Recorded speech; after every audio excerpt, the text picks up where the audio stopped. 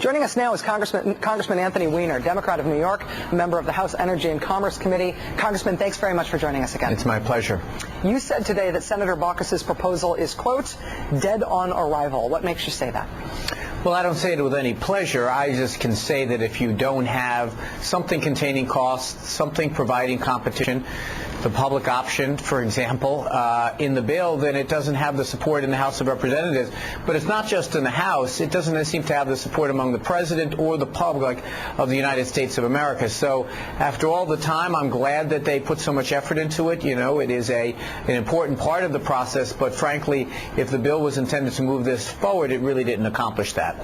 The reason that I highlighted the procedure by which we got the Baucus bill in our kind of stupid little intro that we did here is because I think it is worth knowing that the Finance Committee, Senator Baucus's committee, did this differently than everybody else did. They tried this experiment of doing this bipartisan committee within a committee, this group of 6. Now that that bill seems to, or the outcome of that process seems to have produced something that nobody's necessarily going to vote for, should that process just be worked around? Should the whole Senate Finance Committee look at it the way the whole committees and all the other committees that have looked at it have done so thus far? Well, let me just correct one thing. I think all of the committees began with the idea of let's try to do a bipartisan bill, but I think in every case we learned that many Republicans, if not all of them, came to the conclusion they want to be no part of actually solving this problem, whether it be for political reasons or just substantively. They don't believe that there's any problem to solve.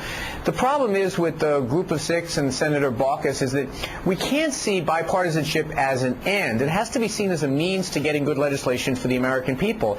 And at no point should we allow the people that simply say, as the Senate minority leader says, we're against it, or as John Kyle, who is the whip of the Republicans, said there shouldn't be a single Republican vote. We can't let those people stand in the way of doing what the American people want us to do. And clearly, whether it be Democrat, Republican, or Independent, people in this country want us to solve this problem. In terms of what is ultimately going to come to pass this year, and it seems like something will happen, even if we can't say exactly what it's going to be now. Do you think that a bill without a public option won't pass House? I think that it won't. I think that it won't because I think that fiscal conservatives who say they want to hold costs down will quickly realize that if we just say to the insurance companies, go cover all these new people, but we have no cost containment, it's just going to be unaffordable.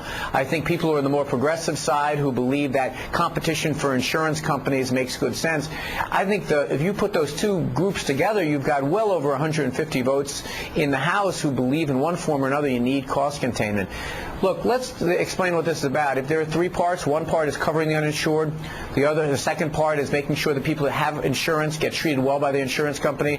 The third piece of this is so important, and that's cost containment, or else the other 2 things won't be possible. Let me ask you about a sticky political wicket here. House Speaker Nancy Pelosi says that Senator Baucus's proposal will move the debate forward. She has previously been a real champion of the public option, saying that something without a public option won't pass the House, which is what you just said. Are you confident that she is still an ally for your position on this? Are you confident that the House leadership is still an ally for getting a progressive bill through the House? 100%, because Nancy Pelosi can count. You know, she is our speaker because she understands what's going on in the Democratic side of the aisle, and I think she's got a pretty good sense of what's going on out there in the country as well. Look, this public option is not just a progressive pipe dream. What it is a fundamental element, and to many of us a compromise. You know, and I've come on your show before to say that I think the way to do this right, to do it least expensively and to do it most clearly, is to extend something like Medicare for all Americans. I'm prepared to compromise. I'm prepared to say, listen, maybe not an entire government single-payer plan, but there at least has to be some element, some tiny sliver, and that's all that's left. Nancy Pelosi, I think, understands without at least that, there are at least 100 of us, maybe even as many as 150 of us that won't vote for a bill. Congressman Anthony Weiner, Democrat of New York, thank you very much for your clear statements on the matter, for your leadership, and thanks for joining us tonight. Well, I appreciate it. I just want to know if the guy who does the voice of the bill is now in the union. Is that? We took care of him, don't worry. All right, coming up on Countdown, Keith's special guest is the insurance industry whistleblower Wendell Potter, who's been making headlines all across the country. Wendell Potter explains why the insurance industry is reacting to the Baucus proposal like a 7-year-old reacting to getting a real live pony for Christmas. Next on this show, we'll talk about how I wasted my afternoon. 2 words, jumping robot. Moment of geek. Stick around. She's searching for a different way to fight nasal allergies, and we've got the weapon to battle them. Omneris! Omneris to the